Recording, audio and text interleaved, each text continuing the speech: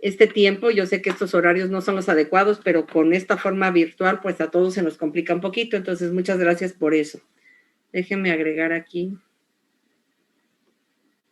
Ya, ok. Bueno, déjenme, vamos a ver la primera plática que me toca con ustedes.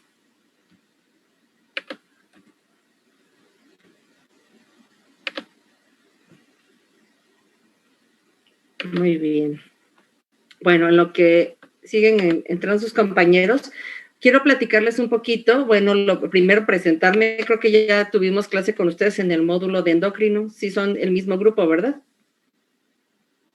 ¿Sí? Ok, bueno. Me presento nuevamente, pues yo soy la doctora Blanca Lilia Santana Montero, yo soy neurocirujano y neurocirujano pediatra, y pues en este caso voy a apoyar al doctor Guapo para las clases del módulo del sistema nervioso. En este caso creo que somos muchos los maestros, pero bueno, esperemos que sea de provecho para ustedes.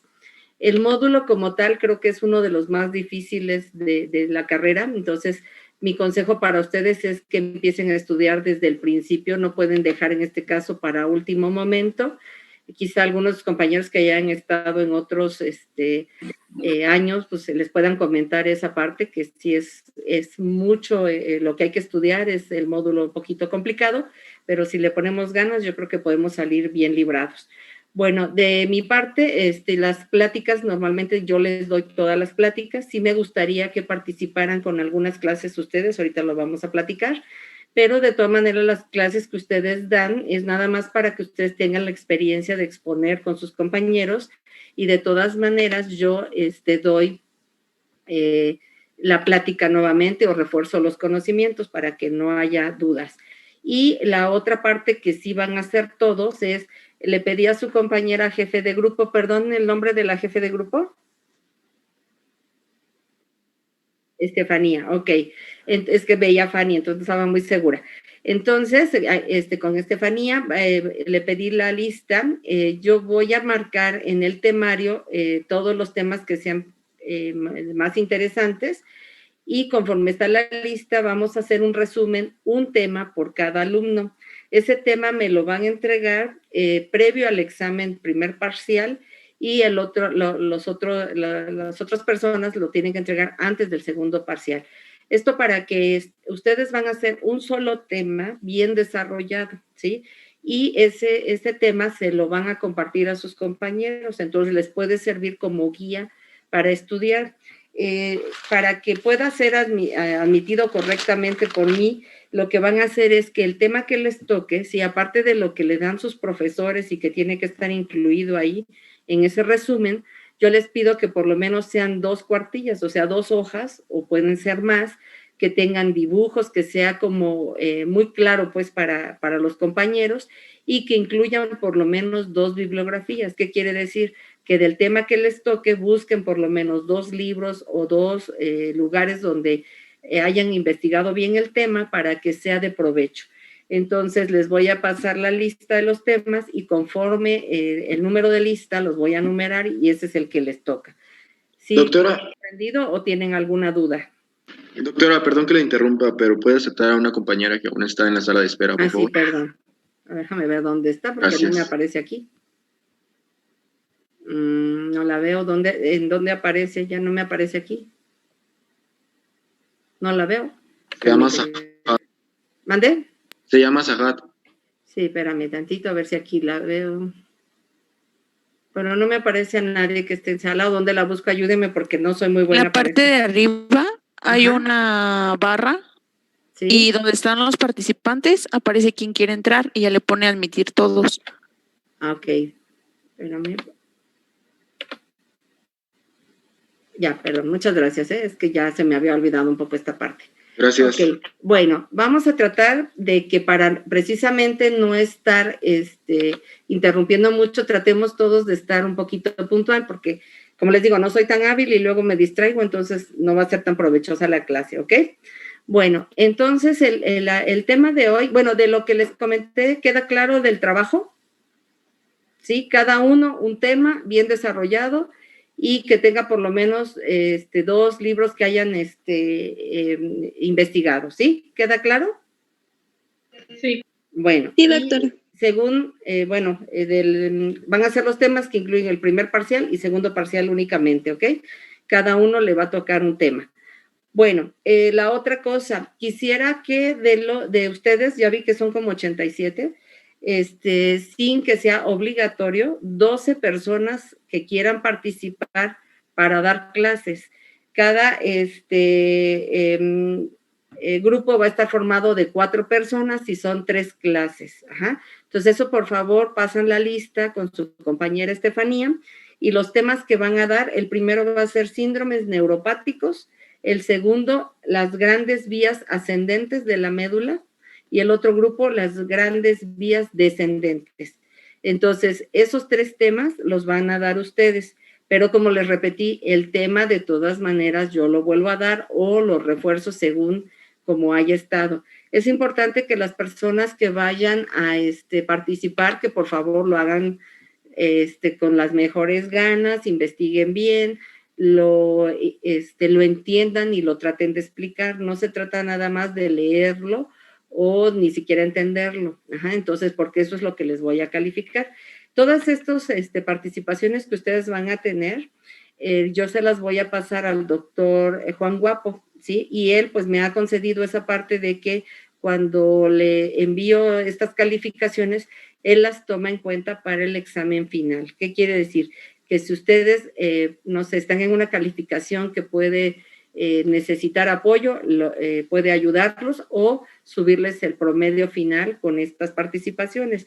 Pero tienen que estar bien realizadas, esa es la condición, ¿ok? Bueno, entonces hoy vamos a ver este tema, el primero de los que les voy a dar, que se llama neuropatología y enfermedades del lóbulo frontal. Las enfermedades del lóbulo frontal, bueno, antes que eso, perdón, voy a,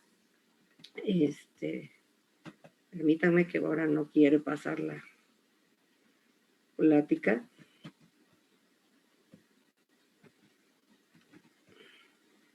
A ver, permítanme.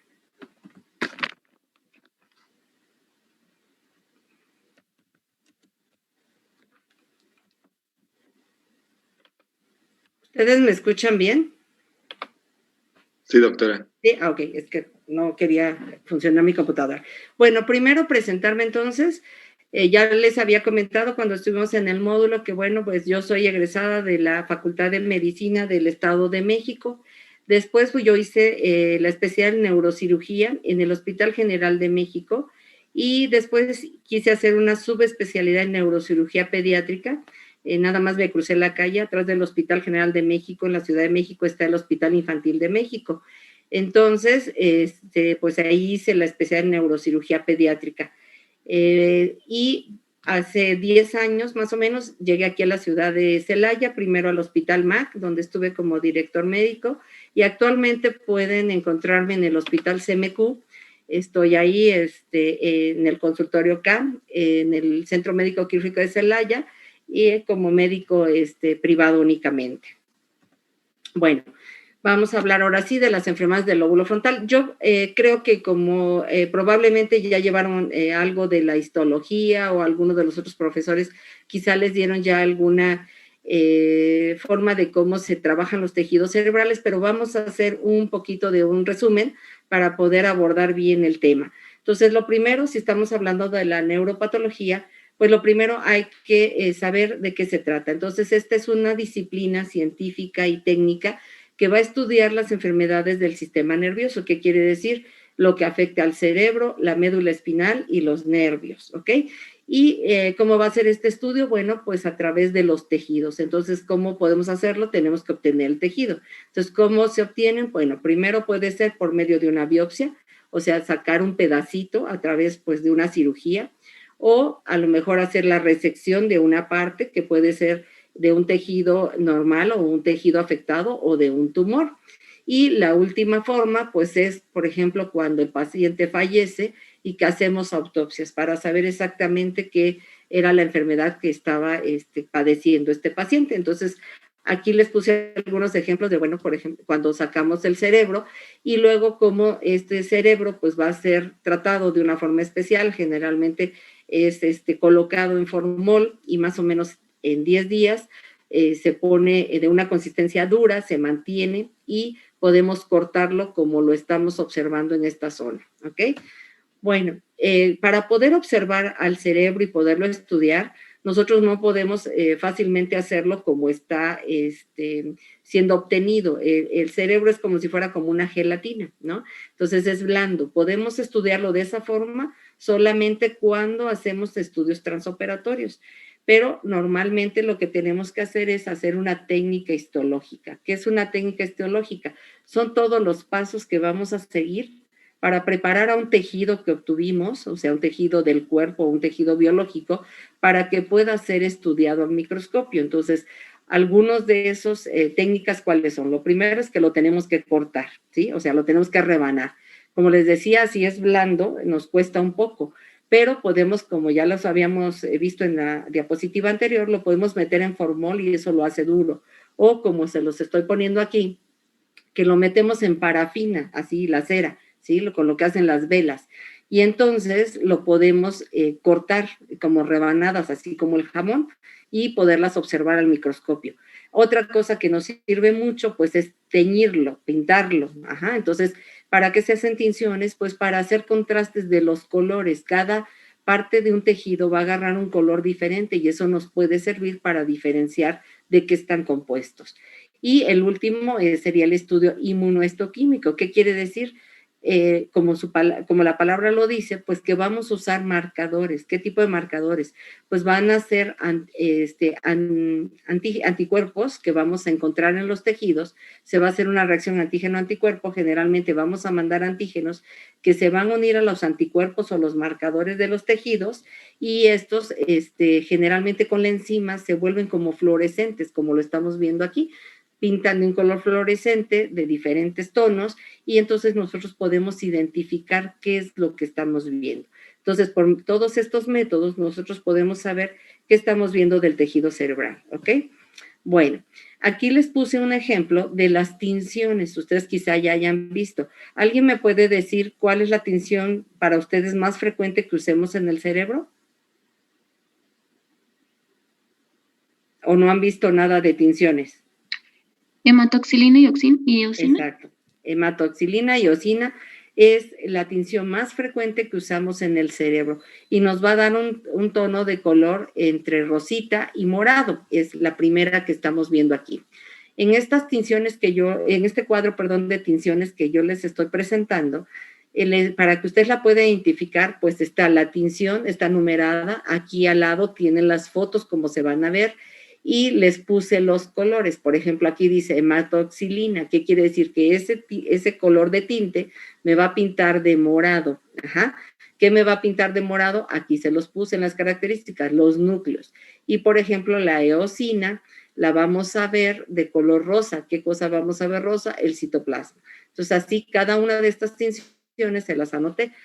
Por ejemplo, en esta, que es la PAS o el ácido periódico de Schiff, dice que pinta carbohidratos del intestino, ¿no? O que está presente en el intestino. Ustedes pensarían, ¿sí? Ustedes pensarían que para qué queremos ver intestino, por ejemplo, en el sistema nervioso central. Ajá. Pero, pues, acuérdense que el sistema nervioso central se desarrolla, déjenme apagar el teléfono para que no nos delata, se desarrolla por las tres capas, más bien el cuerpo se desarrolla en las tres capas embriológicas y que están una muy pegada a la otra. Entonces, la parte del ectodermo, ¿sí?, está muy pegado a lo que va a dar origen también a la parte abdominal, ¿sí?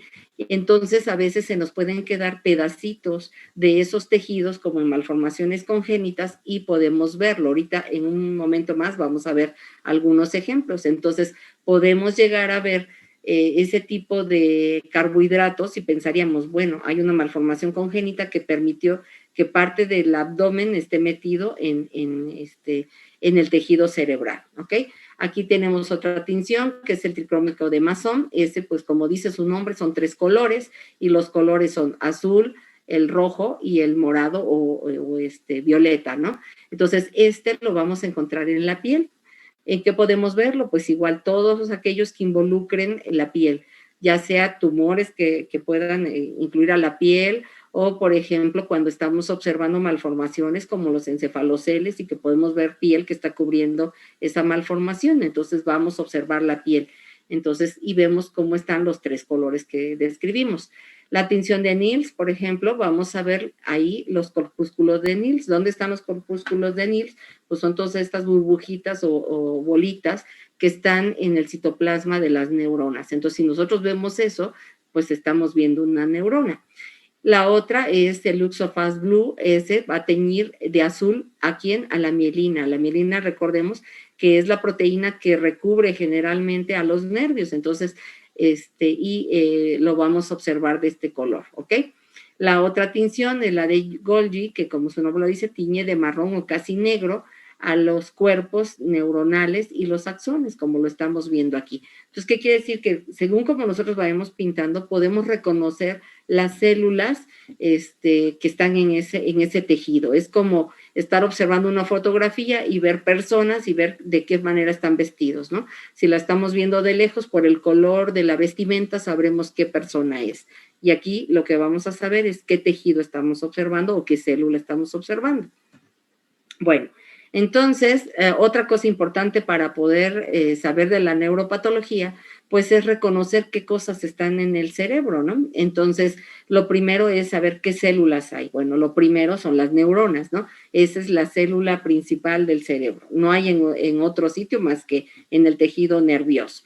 La otra son las células de microglia. ¿Qué quiere decir micro? Pues pequeño. Y glía, ¿alguien puede decirme qué puede ser la glía o qué entiende por palabra glía?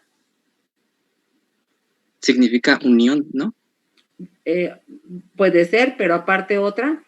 Sostén. Pegamento. Sostén, exactamente. Entonces es el sostén. ¿A quién sostendrá una glía? O una red. ¿Las neuronas? A las neuronas. Entonces, la célula principal es la neurona. Y lo que va a darle el sostén, o sea, como una red, ¿sí? Que va a detener a esas neuronas, pues es la glía. Y la glía es de 2 formas. La microglía, que como su nombre lo dice, son células chiquitas, y la macroglia, que entonces son células grandotas, ¿no?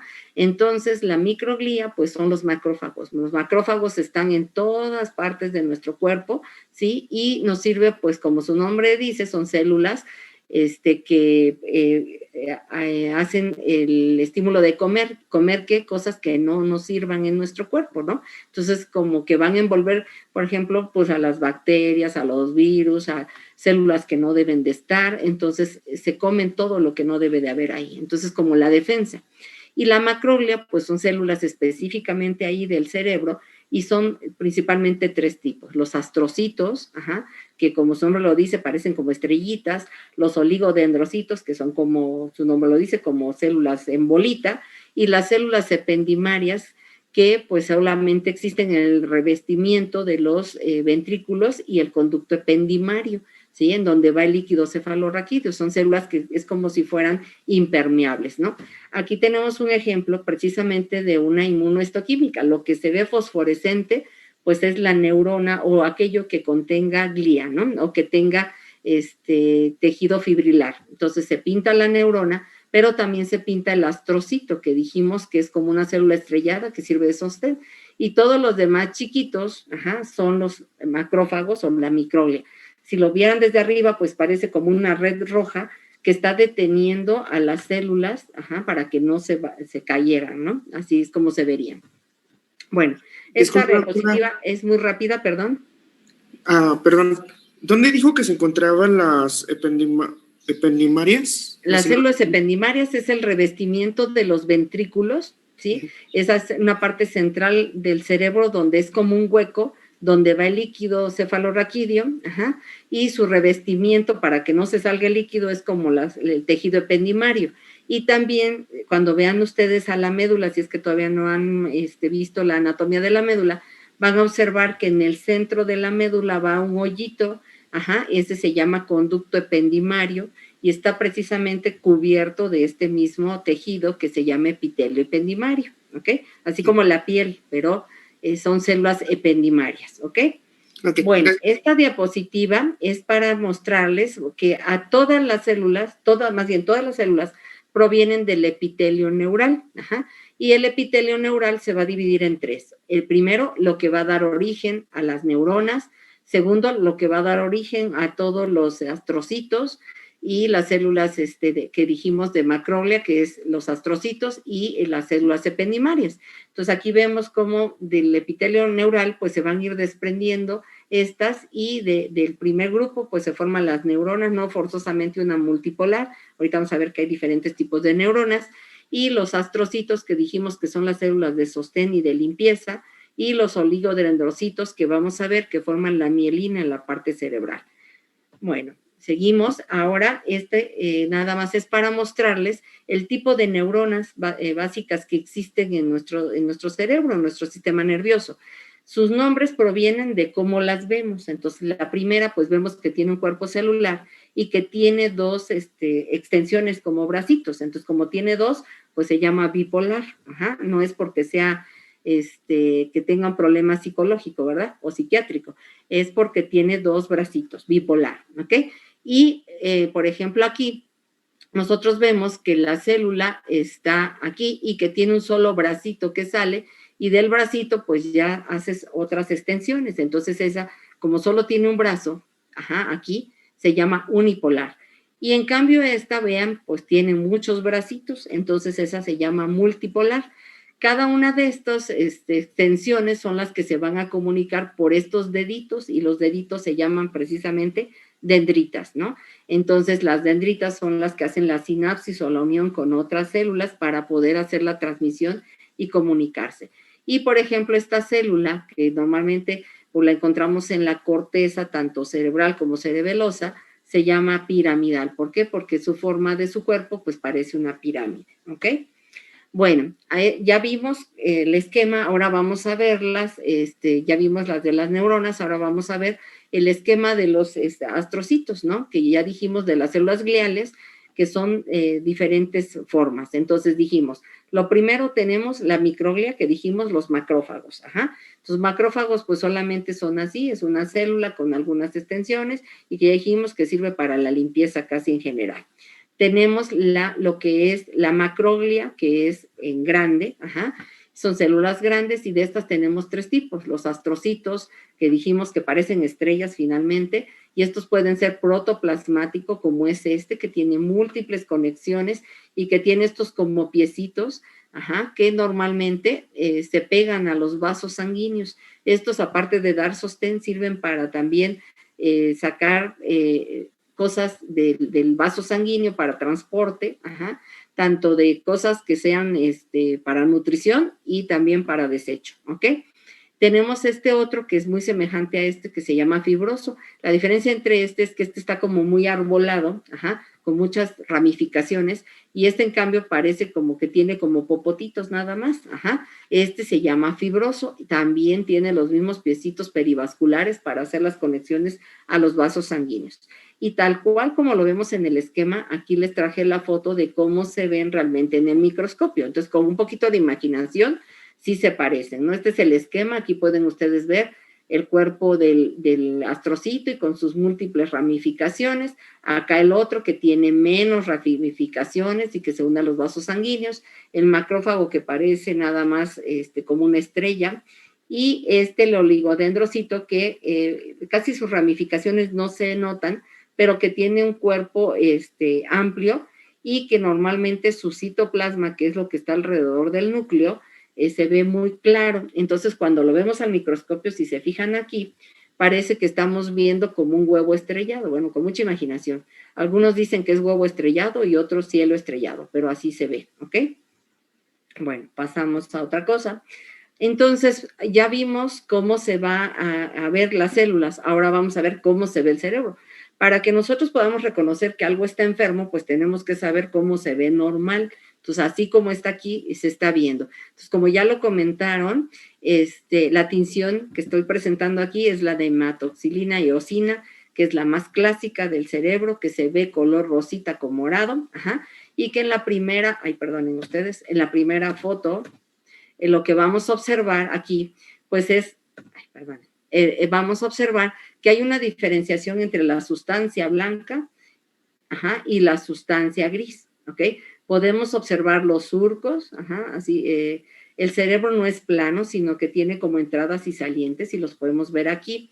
Y pueden ver aquí una pequeña capita de algo que cubre a esto que es el cerebro. Entonces aquí pueden observar un poquito de tejido que está alrededor y que no es otra cosa más que la cubierta del cerebro que está más pegada a él, que sería la pía madre, ¿ok? Entonces esto podemos observar en una tinción y al microscopio con no tanta resolución, lo estamos viendo de lejos.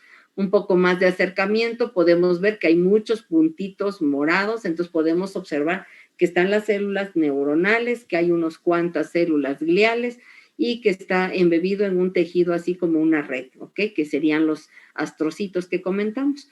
Y un acercamiento más importante, pues nos deja ver, por ejemplo, aquí, perdonen, las neuronas, y vean como lo vimos hace rato, ustedes dirían que estas neuronas, ¿a qué se parecen? Se ven redondas, rectangulares, piramidales, ¿cómo las ven? Piramidales. Piramidales. Entonces, precisamente así se llama, neurona piramidal. Entonces, ahora ya pueden saber por qué tienen ese nombre. Todo en medicina le ponen el nombre a lo que se parece. Entonces, si ustedes van relacionando, no todo se lo tienen que aprender de memoria, ¿sí? Eso es lo más importante, sino que lo comprendan, lo comparen y es la mejor forma de recordar, ¿ok? Porque de memoria todo es muy difícil. Bueno, entonces ahorita ya dimos un repaso a lo que es la neuropatología. Ahora vamos a entrar a lo que nos atañe, que es las enfermedades cerebrales que afectan al lóbulo frontal. Bueno, aquí como les puse, ya habrán ustedes visto la división del cerebro, está visto esto de lado. Entonces el frontal pues está exactamente atrás de la frente, ¿no? Entonces del hueso frontal. Entonces el frontal es precisamente todo esto que tenemos aquí. Entonces pensaríamos nosotros, bueno, ¿qué cosas pueden afectar? Realmente pueden afectarlo igual que cualquier otro lóbulo. O sea, las enfermedades del cerebro no van a estar divididos, estos me afectan exclusivamente al frontal, estos al temporal, estos al parietal o estos al occipital. Realmente se pueden presentar en cualquier parte, pero según los lóbulos puede haber un poquito de predominio de algo. Entonces, ¿qué cosas nos pueden afectar al lóbulo frontal, que es lo más adelante que tenemos, ¿no? Entonces, lo primero es la patología congénita, ¿sí? O sea, que son cosas con las que nacimos. Puede ser patología tumoral, o sea, tumores que estén creciendo, que eso no debe de estar en nuestro cerebro, son cosas que van creciendo que no deberían de estar ahí. La patología vascular, o sea, esos generalmente son malformaciones de los vasos sanguíneos que nutren al cerebro. La traumática, o sea, lesiones por golpes, ¿no? La infecciosa, ¿sí? Y la degenerativa, cuando ya estamos grandes o tenemos algún problema de ese tipo, se va degenerando el cerebro y pues va perdiendo sus funciones. Entonces vamos a poner algunos ejemplos, no podemos ver todas las enfermedades, pero vamos a poner algo representativo. Entonces, de las congénitas, oigan chicos, siguen entrando muy tarde, ¿eh? Bueno, de la congénita entonces, congénita, pues ustedes recordarán que generalmente las malformaciones, así como se desarrolla el tubo neural, pues generalmente nos cerramos por la línea media, ¿sí? Entonces el tubo neural se va a cerrar en la línea media, entonces casi todas las malformaciones congénitas van a caer en la línea media. De estas, aquí les puse un ejemplo. Entonces, una de ellas es algo que se llama encefalocele. Encefalocele lo que quiere decir es herniación del tejido cerebral. Entonces, ustedes pueden observar aquí, es un niño de 1 año de edad que observamos que tiene una masa o un tumor, un crecimiento o abombamiento entre los ojos, ¿sí? Vean, entonces está metido entre la nariz y la parte frontal, que es esto, y entre los dos ojos. En primera, los ojos que observamos están como separados, a eso se le llama, no se lo tienen que aprender todo, pero nada más para que vayan aprendiendo algunos términos, hipertelorismo, o sea, los ojos los tiene como salidos, ¿no? O sea, hacia afuera. Y tiene esta malformación arriba de su naricita. Bueno, entonces le hacemos un estudio. Este estudio ya ustedes durante el curso irán aprendiendo. Esto es una resonancia magnética donde estamos observando un corte de perfil. O sea, partido al niño a la mitad y puesto de perfil. La nariz estaría aquí y la parte del cuello y la parte posterior de su cabeza está acá, para que se orienten. Entonces nosotros observamos que aquí está el cerebro, está el tallo del cerebro y esto que está aquí es el cerebelo. Pero en la parte de adelante podemos observar que de aquí, de la parte del lóbulo frontal precisamente, se sale algo, ¿sí? Entonces hay una comunicación del cerebro hacia la nariz y vemos que tiene esta nariz como de bolita de payaso, ¿ok? Entonces lo que se está saliendo es tejido cerebral, a esto entonces se le llama encefalocele, es una herniación del tejido cerebral. Ahora, nosotros con esto no podemos saber si lo que se está saliendo es tejido cerebral normal o simplemente son células gliales, ajá, y cubierta de las meninges. Si solamente se salen las meninges, se llama meningocele, pero si se sale cerebro o tejido cerebral, o sea, hablando de astrocitos, oligodendrocitos, de todas las células neuronales y la macroglia, entonces ya se llama encefalocele. Entonces, como nosotros estamos viendo que el contenido no es de agua, sino que tiene un contenido muy semejante al cerebro, podemos definir que es un encefalocele, ¿ok? Cuando nosotros hacemos entonces el corte de esa bolita, ¿sí? Podemos observar que tenemos aquí el tejido epitelial, o sea, la piel está aquí, y todo adentro tenemos tejido conectivo. Y si se acuerdan de las tinciones que dijimos, pues entonces nosotros le ponemos ese colorante que dijimos, tricrómico de Masson, que vamos a ver, la piel colágena, y el tejido conectivo, pues vamos entonces a encontrar que se pinta de los 3 colores que dijimos, y lo que estamos observando entonces es el cerebro y la piel. Entonces ven para qué nos sirve la tinción, con eso podemos saber que sí hay piel, que sí hay tejido conectivo y que hay parte cerebral, ¿ok? Bueno, ahora vamos, ya vimos, entonces, lo congénito. Ahora vamos con lo tumoral. Bueno, dentro de los tumores, pues así como vimos que hay muchas células, pues también así se forman muchos tumores, ¿sí? Un tumor como tal de células neuronales, o sea, de neuronas ya especializadas y ya definidas, no existe, ajá, sino que los tumores que pueden contener neuronas generalmente van a ser de las neuronas que vimos que son embrionarias, ajá. Entonces, si recuerdan de la diapositiva que les mostré, donde el epitelio neural daba origen a las diferentes células, comentamos que había, por ejemplo, los neuroblastos, ajá, y que iban a dar origen a las neuronas. Entonces, cuando esas células, que todavía son células embrionarias, se pueden convertir a tumores y pueden formar 2 tipos de tumores.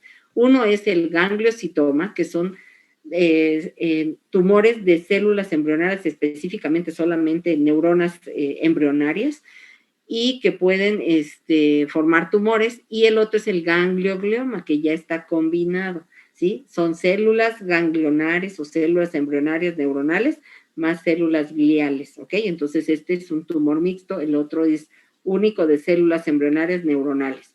Este tumor gangliocitoma se puede dar en el lóbulo temporal y en el cerebelo, pero no es indicativo de que no pueda aparecer en el frontal. Ahí es más frecuente. Y generalmente ambos tumores nos vamos a dar cuenta de ellos porque no tienen un crecimiento tan impresionante, que nos vamos a dar cuenta porque va a provocar crisis convulsivas. Como no son células normales, pues entonces los pacientes presentan crisis convulsivas. Ese es el primer síntoma. Entonces, aquí lo que estamos viendo son células grandes que tienen múltiples núcleos, o sea, tienen más de un núcleo, pueden tener 2, ajá, y son gigantes, o sea, para el tamaño normal de la neurona es más grande, ¿ok? ¿Y por qué sabemos que puede tener, que sí son células neuronales? Porque cuando hacemos el Fast Blue, vean, se pinta de azul la mielina, ¿ok? Como lo habíamos comentado. Bueno, entonces ya vimos los tumores que pueden formarse de neuronas. Ahora vamos a los tumores que se pueden formar de los astrocitos. Acuérdense que es la célula que dijimos que parecía estrella, ¿ok? Que sirve de sostén. Esos entonces, si son astrocitos, cuando hacen un tumor, se llama astrocitoma. La palabra oma significa como bola, ajá, entonces es una bola de astrocitos, entonces astrocitoma, ¿ok? El astrocitoma puede tener 4 grados y esos grados van aunados a su malignidad, entonces tenemos el grado 1, grado 2, grado 3, grado 4. Entre más alto el grado, más malo es o más maligno, ¿sí? El grado 1 se llama así tumor circunscrito, como su nombre lo dice, es una pelotita bien hecha y se llama pilocítico por cómo se ve en patología. Ahorita lo vamos a ver. Entonces, el 2 es el difuso, ese quiere decir que ya no está bien hecha la pelotita, sino que está como embarrado, como si tuviera deditos, ajá. Y el grado 3 se llama anaplásico, ahorita lo vamos a ver. ¿Por qué se llama anaplásico? Porque ya es más maligno, tiene muchos cambios, se reproduce mucho, tiene mitosis. Mitosis se refiere, acuérdense, a la división de células, o sea que se parten y de una se forman dos. Entonces tiene muchas mitosis y puede infiltrar. ¿Qué quiere decir? Que puede invadir cosas, ¿ok? Y el glioblastoma es el peor, ¿no? O sea, es el más malo. Y la diferencia del anaplásico es que también son células anormales, tiene mucha vascularidad, tiene muchas mitosis, que es la división celular, pero no solo eso, como se reproduce tanto, ya algunas células ya no caben, que se empiezan a morir. Y la muerte de las células se llama necrosis. Ajá, entonces, si dice necrosis, ya es una malignidad de grado 4, ¿ok? Vamos a verlos así rápidamente. El primero, grado 1, pilocítico. Generalmente, este tumor es más frecuente en el cerebelo, o sea, infratentorial. Es generalmente quístico con un nódulo mural, o sea, que tiene celulitas pegadas a un lado, así como lo ven aquí, con una capsulita, ¿ok? Entonces, le traje este porque miren, aquí hay uno frontal. Si nosotros lo resecamos, vemos que tiene cápsula, ajá, y tiene el nódulo mural. El nódulo mural, aquí lo vemos, es un acúmulo de células importantes y el centro es quístico, ¿ok? Bueno, ¿por qué se llama pilocítico? Si ustedes lo ven ahí, como dijimos, con la hematoxilina y eosina, ¿sí? Vemos que hay vasos sanguíneos, este es un vaso sanguíneo con la sangrita, y vean las células son bipolares, acuérdense, la bipolar es la que tiene el cuerpo y dos bracitos, ¿se acuerdan? Entonces, aquí está el cuerpo celular y tiene dos extensiones, pero como se juntan tantas, parecen como pelos, miren, por eso es el nombre de pilocítico, ajá. Células bipolares múltiples y con vasos sanguíneos abundantes. Bueno, nos pasamos al el grado 2, no se lo puse, se ve muy semejante al otro, nada más la diferencia es que en la imagen se ve difuso, que no se ve bien circunscrito. Aquí está el astrocitoma anaplásico, dijimos que era el grado 3, es más malo, si ustedes ven la imagen, pues no se ve muy bonita. Esta es una resonancia en un corte horizontal, así como una rebanada horizontal. Aquí está el frontal, vean cómo tiene una cápsula, el centro se ve feíto, como negrito feo, y vemos un halo oscuro aquí alrededor que nos está marcando que está hinchado. Eso se llama edema cerebral. ¿Por qué sabemos que está con edema? Pues porque se ve oscuro y vemos que la línea media que estaría aquí está recorriéndose un poco hacia el lado izquierdo. Este es el lado derecho, este es el lado izquierdo. Si lo vemos en otro contraste, aquí ustedes están viendo que los surcos se ven negritos, acá se ven blancos. Este es un T1, ajá, con contraste porque vemos los vasos sanguíneos pintados, y este es un T2 en el cual el cerebro se ve gris, pero el líquido se ve blanco. Este es específico para ver el líquido cefalorraquídeo.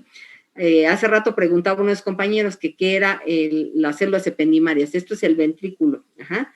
Este es el globito normal y lo que va alrededor, pues es lo que cubre las células ependimarias. Aquí nosotros estamos viendo el tumor y vemos que el halo negro que veíamos acá, aquí se ve blanco. ¿Qué quiere decir? Que se está saliendo líquido, ajá, que tenemos, así como cuando nos damos un golpe y se nos hincha la mano, pues esto está hinchado, ajá. Y vean cómo la línea media la vamos a seguir, aquí hace como una pancita hacia el otro lado, ajá. Entonces, ¿qué quiere decir? Que este tumor está empujando el cerebro del lado derecho hacia el lado izquierdo, ¿ok? Bueno, fíjense cómo vemos aquí la foto. Si nosotros estuviéramos tomando una foto aérea y esto fuera el Zócalo, por ejemplo, o los portales aquí en Celaya, diríamos, hay muchísima gente ahí, ¿no? Entonces, están viendo que hay muchas células, ajá, hay vasos sanguíneos que son estos como agujeros y vemos muchas células, están amontonadas. Y si nos fijamos, las células no son iguales, o sea, están de diferentes tamaños, unas están dividiendo, otras están muy pegadas, entonces tenemos muchos cambios, ¿no? Entonces no son iguales. Entonces eso se llama pleomorfismo, tiene muchas formas, ¿no? No son redondas, no son piramidales, no son rectangulares, cada una tiene diferentes formas, entonces se llama pleomorfismo. Tenemos atipias, o sea, células que no parecen que pertenezcan ahí, entonces son diferentes. Hay mitosis, se están dividiendo mucho, está muy vascularizado, entonces esto es un astrocitoma anaplásico, ¿ok? Nos vamos al otro, al 4, al más feo, ¿sí? Es el glioblastoma multiforme. Como su nombre lo dice, es un tumor de células gliales, pero tiene múltiples formas. Están viendo aquí una que parece redonda, pero acá otra que es la forma clásica que se llama en alas de mariposa. Bueno, con mucha imaginación tienen que tener ustedes aquí en medicina, ¿eh? Entonces, parece como alas de mariposa. ¿Qué características importantes tiene esto? Por imagen, bueno, es el único tumor que es capaz de invadir ambos hemisferios. Nosotros tenemos dividido nuestro cerebro aquí, ¿sí? Los tumores normalmente se quedan de un solo lado. El glioblastoma no respeta, se pasa al otro lado. Este es un corte horizontal y aquí vemos los ventrículos, que era lo que les decía hace rato. Este líquido es normal. Aquí ven el tumor y ven la zona de edema o de hinchado alrededor del tumor, ¿ok? Si nos vamos acá, esta es una resonancia y la estamos viendo de frente, un corte coronal, como si fuera una diadema y lo cortaran de frente. Hacia acá adelante estarían los ojos. Entonces estamos viendo aquí, pero digo, está más adelante, está un poquito atrás de los ojos, pero para que se orienten. Y aquí estarían las orejas de la persona, ¿ok? Entonces estamos por detrás de las orejas y están viendo ustedes aquí el tumor, cómo invade los dos lados y cuando le pasan contraste se pinta de blanco las orillas muy feo. Si nosotros lo vemos en un corte, por ejemplo, es un corte de cerebro. Obviamente que si estamos viendo el corte de cerebro, el paciente ya falleció. Entonces, aquí pueden ver ustedes cómo es de agresivo un glioblastoma. Vean, tenemos un tumor que invade la parte temporal, que invade la parte frontal y parietal acá arriba. Tenemos otro pedacito cercano a lo que es el tallo cerebral y en la parte de lo que es la ínsula, que es este lóbulo que está entre lo que es el frontal, el parietal y el temporal. Entonces vean que tenemos tumores en varios lados y esto que serían los ventrículos, que es donde va el líquido y que está muy chiquito ya, ¿ok? Entonces esto, pues vean qué agresivo es.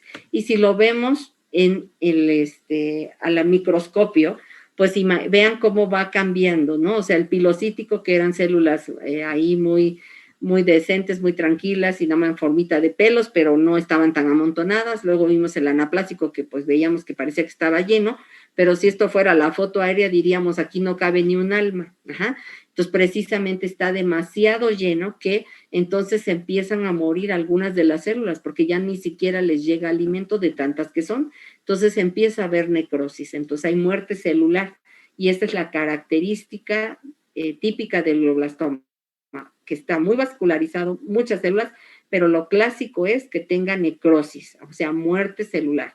Y por radiografías o por imagen, sería el que pueda atravesar a los dos hemisferios. Recuerden eso, por favor. Bueno, ya terminamos con los astrocitomas. Dijimos que aparte de eso, pues está el oligodendroglioma. Esa es otra célula de las macroglia, y que son los oligodendrocitos. Normalmente estos sirven para formar la mielina dentro del cerebro, ¿ok? Y podemos ver que aquí entonces estamos observando un tumor frontal. Característicamente cuando hacemos tomografía, en la tomografía nosotros el hueso lo vamos a ver blanco, en la resonancia lo vamos a ver negro, aquí lo ven, esta es tomografía, esta es resonancia, ¿ok? En la resonancia vemos mejor el cerebro, los surcos y todo. Aquí no lo vemos así tan claro como en la resonancia, entonces para que puedan diferenciar. En la tomografía entonces estamos viendo una mancha, pero fíjense, esa mancha tiene aquí una cosita blanca que se parece al hueso. Entonces esto es una calcificación dentro del tumor. Entonces el oligodendroglioma tiene normalmente tiene calcificaciones y son tumores que están muy pegados a la superficie, o sea, cercanos a la superficie cerebral, cercanos al hueso, como lo vemos aquí, ¿sí? No están tan profundos, están más hacia la superficie. Su característica precisamente por eso, por estar tan pegado a la corteza, es que generalmente va a dar crisis convulsivas también y obviamente con estos tamaños pues nos va a dar hipertensión endocraniana, dolor de cabeza, alteraciones visuales, náuseas, vómitos, ¿ok? Bueno, y aquí está lo que ya les había comentado. Si nosotros vemos en patología un oligodendroglioma, Lo clásico es ver células redonditas, redonditas, con un citoplasma claro, entonces que parece huevo estrellado, ¿ok? Entonces, si les preguntan cómo se ve en patología el oligodendrograma, como células en huevo estrellado o cielo estrellado, como ustedes lo quieran decir, pero esa es la característica, ¿ok? Bueno, vamos a hablar de la última célula, que es el ependimoma o dependiente de ependimocitos. Como dijimos, ependimoma, la palabra oma es tumor de ependimocitos. Aquí, para el compañero que preguntó, esto es lo que les decía, el ventrículo es donde se produce líquido, aquí está, ¿ok? Entonces, esto como cubiertita, alcanzan a ver aquí como una telita que separa el tejido cerebral de ese globo que tiene líquido. Estas son las células ependimarias. Cuando se forma un tumor de estas células ependimarias, pues se va a ver así. ¿Dónde se va a formar? Entonces, normalmente en los ventrículos o en el conducto ependimario. Entonces, estos tumores generalmente van a estar localizados ahí, cerca de los ventrículos. Si tenemos ventrículos en la parte supratentorial, que son los ventrículos laterales, y el otro lugar donde se localizan también, pues es en el cuarto ventrículo, que está cerca del cerebelo, o en el conducto ependimario en la médula espinal, ¿ok? ¿Cómo lo vamos a ver en patología? Bueno, generalmente estas células forman pseudorosetas. ¿Qué quiere decir pseudoroseta? Que son vasos sanguíneos, aquí tenemos el vaso sanguíneo, y las células se forman como alrededor, como haciendo una valla, como una cerca. Entonces, si la vemos en el esquema, parece una rosa, por eso se llama pseudo, de que es parecida o similar a una roseta o una rosa. Ajá. Entonces, así es. Aquí en el esquema, pues se ve muy bonito. Ya cuando lo cortamos, pues es esto, ¿no? El vaso sanguíneo no se ve tan redondito, pero bueno, porque acuérdense que está cortado, entonces se deforma. Entonces, tenemos el vaso sanguíneo y vean esta como cerca alrededor. Aquí está. Entonces, aquí tenemos la cerca. Entonces, el ependimoma forma pseudorosetas o células en empalizada o en cerca, quiere decir. ¿Ok? Bueno, ya vimos lo que es tumores. Ahora nos vamos rápidamente, porque antes de que se me duerman, a la parte vascular, ¿sí? Entonces, aquí vamos a ver las malformaciones vasculares. ¿Qué quiere decir? De los vasos sanguíneos. Recuerden que tenemos 3 vasos sanguíneos, las arterias, las venas y los capilares, ¿ok? Entonces, en base a eso, pues se van a formar estas malformaciones. Una malformación arteriovenosa, como su nombre lo dice, es una malformación que está formada de arterias y venas. Esta es la clásica. Un angioma venoso es una malformación precisamente de una vena, pero es una vena anormal. ¿Qué quiere decir? Que es la persistencia de una vena que fue embrionaria. ¿Qué quiere decir esto? Es como cuando tenemos el cordón umbilical. Nosotros cuando fuimos fetos tuvimos cordón umbilical, pero ya cuando nacimos se nos cayó y ya no quedó nada de eso. En un angioma venoso, haga de cuenta como si fuera un cordón umbilical que no se cayó. Entonces hay una permanencia de una vena embrionaria, ¿sí? Una vena que debió de haber desaparecido cuando nacimos. Entonces, eso se llama angioma venoso. Angioma cavernoso, ¿sí? Es una malformación de venas, pero son múltiples venitas, aquí les puse un ejemplo, múltiples venitas dilatadas como una palomita. Aquí obviamente les puse un ejemplo a nivel de la piel, no les puse un ejemplo cerebral porque no hay una foto como tal que fuera tan clara. Aquí pueden ver lo que es un angioma cavernoso, que es como una palomita, como varios vasitos dilatados, venosos, ¿eh? Entonces, esa es la diferencia con la malformación arteriovenosa.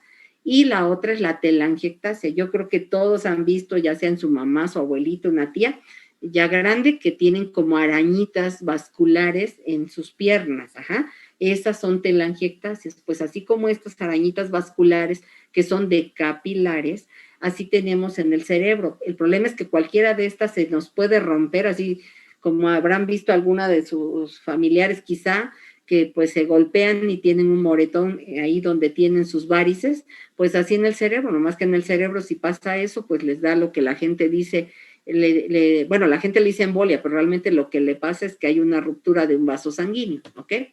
Bueno, aquí les pongo un ejemplo de una malformación vascular, ¿sí?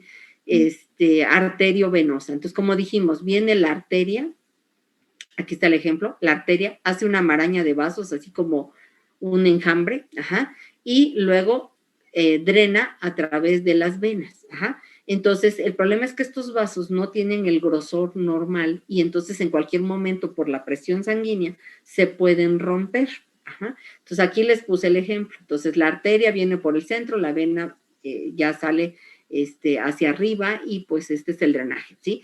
Si nosotros metemos, inyectamos un contraste a través de una vena y pintamos, podemos ver esas malformaciones como esta aquí. Esto es una resonancia donde se está pintando la malformación. Y esto es una angiografía donde meten un catéter, llegan hasta las arterias cerebrales, inyectan y podemos ver cómo está la malformación, como está aquí. Llega a la arteria, hace la malformación y drena por la parte media, como está en este ejemplo. Y aquí les estoy poniendo un ejemplo de una que ya se quitó para que vean cómo están los vasitos. No sé si alcanzan a verlos ahí, múltiples vasitos como un estambre, ¿no? Muchos vasitos, en vez de ser uno solo que llegara y drenara a la vena, ¿ok? Bueno, ya vimos ahora las malformaciones vasculares, vamos rápidamente con lo traumático. Traumático, pues es todo lo relacionado con los accidentes, con los golpes. Obviamente que si nosotros estamos hablando del lóbulo frontal, y pues es lo que tenemos más en la frente, si nosotros vamos sentados, por ejemplo, en un auto y tenemos un accidente, lo primero que nos vamos a golpear, pues es la frente y obviamente pues también el lóbulo frontal. Entonces, a esos golpes que provocan sangrados, así como en otras partes del cuerpo se hacen moretones, se le llaman contusión hemorrágica. Aquí les puse un ejemplo de una tomografía en un paciente que tuvo un accidente y vean cómo tuvo esto blanco, es sangre. Tenemos sangre y tenemos el halo negro que ya dijimos que significa hinchado o edema cerebral. Entonces tenemos sangre en la región frontal del lado derecho y edema cerebral alrededor de esa lesión. Si nosotros cortamos ese cerebro, y bueno, no solamente, fíjense, no solamente tiene hematoma aquí, también tiene una pequeña contusión acá y edema y otro acá atrás. ¿Por qué tiene múltiples? El golpe principal, pues es donde está más grande, es este. Generalmente, nosotros, si por ejemplo estamos pensando en un accidente, nos pegamos en la frente y luego rebotamos hacia atrás, pues nos hacemos otro golpe en la parte trasera. Entonces es golpe y contragolpe se llama, ¿ok? Si nosotros cortamos esta hemorragia y la vemos al microscopio, fíjense, lo rosita bonito que veíamos del cerebro, pues ahora no se identifica muy bien. Vemos que está así como embarrado, eso es por el edema, ¿sí? Se ve hinchado y vemos múltiples cosas rojas que es la sangre, estamos viendo esto, la sangre que está metida entre el cerebro, ¿ok? Igual como cuando se hacen un moretón ustedes que se golpean en su brazo o se prensan la uña, pues les queda el moretón, ¿ok? Ahora, vamos a hablar rápidamente de la encefalitis. Como su nombre dice, itis quiere decir inflamación, ajá, pero la inflamación cerebral generalmente está causada por bichos, ¿no? O sea, bacterias o virus. Entonces, encefalitis significa infección del cerebro. Entonces, ¿de qué tipo? Pues puede ser múltiple, puede ser por bacterias, por virus, por hongos, ajá. Entonces, lo que vamos a observar es una reacción inflamatoria cuando nosotros cortamos esa parte del cerebro, ¿sí? Es más frecuente que las encefalitis afecten al lóbulo temporal, pero en general pueden afectar a cualquier parte del cerebro, ¿sí? Entonces, ¿qué vamos a observar? Bueno, vamos a ver igual el tejido cerebral inflamado y vamos a ver múltiples células de la microglia. ¿Cuáles eran las células de la microglia? ¿Alguien que no se haya dormido? Macrófagos. Los macrófagos. Entonces, ¿qué están haciendo los macrófagos? Aquí estos moraditos, cercano a los vasos sanguíneos, se están encargando de limpiar. Entonces, están tratando de comer lo que pueden de lo que está infectado. Entonces, vamos a ver es eso, muchos vasitos sanguíneos y las células estas de macrófagos comiéndose lo que pueden para tratar de limpiar al cerebro. Entonces, así se ve una encefalitis, edema cerebral y múltiples macrófagos, ¿ok? Ya para que no se me duerman, lo último, la parte degenerativa, como su nombre lo dice, pues es cuando hay un deterioro de las funciones cerebrales, y esto estamos hablando de las funciones principalmente corticales, pero que es gradual, o sea, va lento y va a ser irreversible. Lo que ya perdimos ya no hay regreso, ¿sí? Esto puede estar dado por envejecimiento, por enfermedades que provoquen que haya una degeneración o que se haya una pérdida de las células y no tiene reversa. Acuérdense ustedes que las células más especializadas de nuestro cuerpo pues son las neuronas, pero precisamente por ser tan especializadas perdieron la capacidad de reproducción. Me refiero de reproducción de volverse a regenerar y que pueda recuperarla, ¿no? Entonces eso no puede pasar. Muchas veces cuando hay rehabilitación se recuperan porque otras células neuronales toman las funciones de las que se perdieron, ¿no? Pero realmente que nosotros podamos decir vamos a reproducir neuronas, pues no es factible, ¿no? Entonces, cuando hay esto, pues es lo que la gente conoce como demencia. Demencia, ¿qué quiere decir? Que estamos perdiendo la mente, ¿sí? Entonces es demente o demencia. Entonces, eso es un deterioro gradual e irreversible de las funciones corticales y van a estar dadas por alteraciones de la memoria, del pensamiento y del juicio. Bueno, ¿por qué lo pusimos aquí? ¿Sí? Porque hay una enfermedad específica degenerativa que afecta al lóbulo frontal y temporal. Entonces, esa enfermedad es la enfermedad de Pick. Se parece a la enfermedad de Alzheimer. Ajá. Pero ¿cuáles son las diferencias? Que pues se presentan normalmente en personas un poco más jóvenes, ¿sí? Fue descrita por Arnold Pick en 1892. Va a representarse igual que la de Alzheimer por atrofia, pero solamente va a haber atrofia de la región frontal y de la región temporal. Ajá, por eso se llama atrofia frontotemporal. Y se debe a la pérdida neuronal, o sea, vamos a tener pérdida de neuronas. Y lo característico es que vamos a encontrar algo que se llama inclusión stout, que es una proteína que la vamos a encontrar así como dijimos de los marcadores y que la vamos a observar así en color café, ¿ok? Entonces, si encontramos estas inclusiones dentro de ese tejido que está atrófico, que está disminuido de volumen, nosotros podemos decir es una enfermedad de Pick. Recordar, es parecida en su forma o en su presentación clínica al Alzheimer, pero la diferencia es que se presenta más jóvenes y que cuando hacemos estudios de imagen, lo único que está atrófico es el frontal y el temporal, no todo el cerebro, ¿ok? Bueno, para que no se me duerman, ya terminamos esta clase. ¿Hay alguna duda? Sí, doctora, disculpe, Ajá. ¿qué es lo que hace que la neurona ya no tenga sus funciones, pues sí, normales? Como, por ¿En ejemplo, la la demencia me demencia. estás hablando o de qué me Sí. estás hablando? Sí, Ok. por ejemplo, la demencia. Aquí lo que está pasando, como te dije, es como que está degenerada. ¿Qué quiere decir degenerada? Como envejecida, ¿sí? Es como, por ejemplo, por la edad, si tienes canas, ¿no? Puedes pintarlas, pero de todas maneras abajo sigue faltando, está envejecido, ya no tiene la coloración.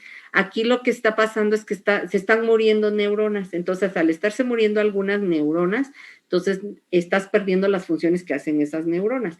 Y principalmente las neuronas que se van a perder son las que están en la corteza cerebral, que son las que te van a ayudar pues para la memoria, para pensar, para tener juicio, para poder ver lo que es bonito de lo que es feo, ¿no? Para poder saber del tiempo. Entonces, todas esas funciones las vas perdiendo. Entonces, sí puedes comer, sí te puedes mover, pero vas perdiendo tus funciones corticales. Entonces, por eso se le llama demencia, porque pierdes tu mente, ¿ok? Gracias. No sé si fue clara la respuesta. Sí, gracias. Ok. ¿Algo hay más que tenga alguna duda? Yo te había comentado que era el angioma cavernoso. Ajá. Mira, les comenté de las malformaciones vasculares. Existen 4 tipos. La primera, malformación arteriovenosa. Como su nombre lo dice, esa es una malformación de la comunicación entre la arteria y la vena. Hay una comunicación directa y puede haber una ruptura porque son células que no, las que forman el epitelio o el endotelio pues, de esas vasos se pueden romper porque no son normales.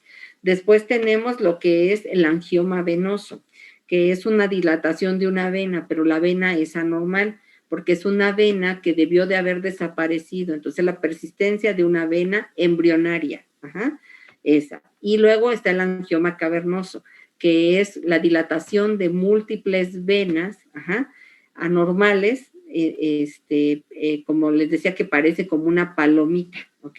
Como palomita de maíz, a eso me refiero, ¿eh? Entonces, como una palomita de maíz, muchas dilataciones de venas, ¿ok? Y la última es la telangiectasia, que son como las arañitas vasculares y que son dilataciones de capilares, ¿ok? Ok, doctora, gracias. ¿Sí? Disculpe, doctora. ¿Alguien más? ¿Alguna otra duda? Sí, en el angioma cavernoso también son venas embrionarias o No, ahí no son venas. No, lo único es que es una persistencia de vena embrionaria, es el angioma venoso. En el otro simplemente son dilataciones venosas, o sea, que no están bien formadas sus capas. Eso sí es como parecido a una varice, pero múltiples. Varias juntas, pues. Pero no es embrionaria. Es nada más que está adelgazada sus capas. Ok, gracias, doctora. ¿Alguien más? Doctora, yo tengo otra. Ajá. ¿La demencia o envejecimiento es el único mecanismo por el cual se pueden perder las neuronas? No, estas son, dijimos, degenerativa, ¿sí? Por ejemplo, no sé, si alguien tiene un accidente y pues hay que cortarle una parte de un lóbulo, por ejemplo, vamos a poner la parte como cuando les enseñé la hemorragia, operamos y le quitamos esa parte, pues se está perdiendo partes neuronales, ¿no? Pero es de una zona específica. Por ejemplo, si alguien tiene un tumor, también tienes que quitar el tumor y vas a afectar esa zona. Ajá. Pero son áreas específicas. El problema de la cuestión degenerativa es que se pierde en general, ¿sí?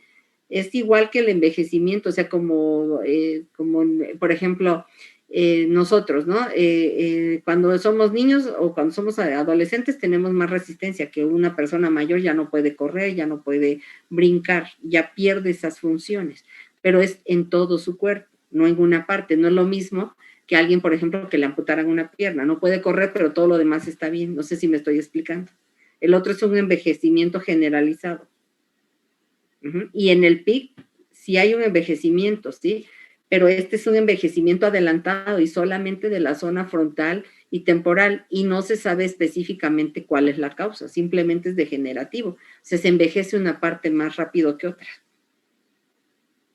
Ah, ok, gracias, doctor. Ok. Sí, gracias. ¿Alguien más?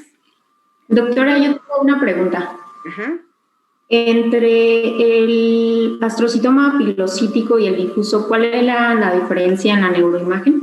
Ok. Entre el pilocítico y el difuso. El pilocítico es el grado 1, el otro es el grado 2. El pilocítico, como su nombre decía ahí en la diapositiva, es circunscrito, o sea que está bien delimitado. O sea, tú puedes marcar con el dedo así una esferita bien hecha, ¿sí? Y el difuso, sus contornos no están definidos.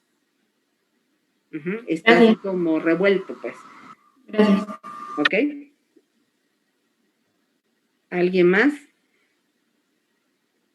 Doctora, ¿y hay como algunos factores que hagan más como probable la presencia de demencia? Sí, bueno, todo como dice el dicho, lo que no se usa se puede descomponer. Entonces, el hecho de que no hagas algunas funciones como por ejemplo, o al revés, más bien para evitar esas partes, que por ejemplo tú hagas lectura, hagas operaciones matemáticas, estés activo, tengas buena alimentación, hagas ejercicio, pues te va a mantener mejor, ¿no?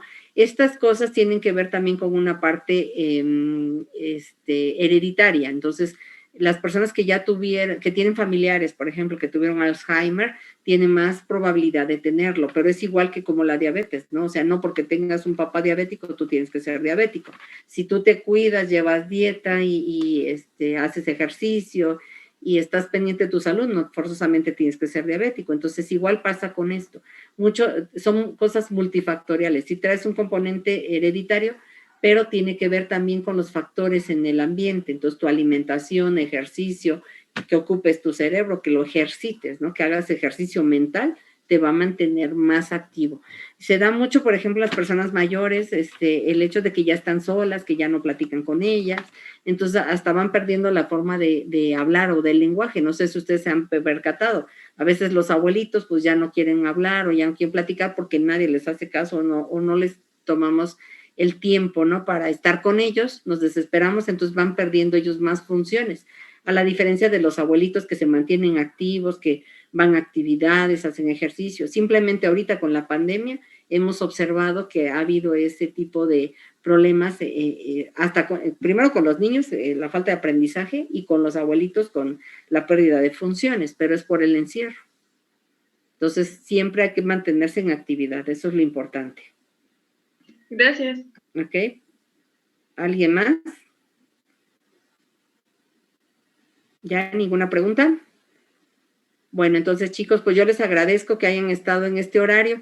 Esperemos que las otras clases sean presenciales, entonces yo estaría en los horarios en que están programados.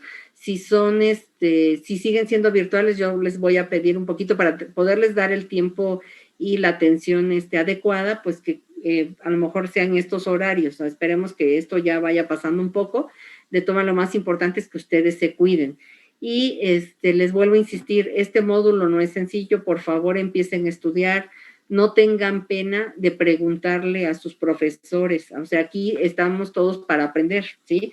Entonces, lo primero es no tener pena de si no entendí, de que se lo repitan, de salir bien de sus dudas, ¿sí?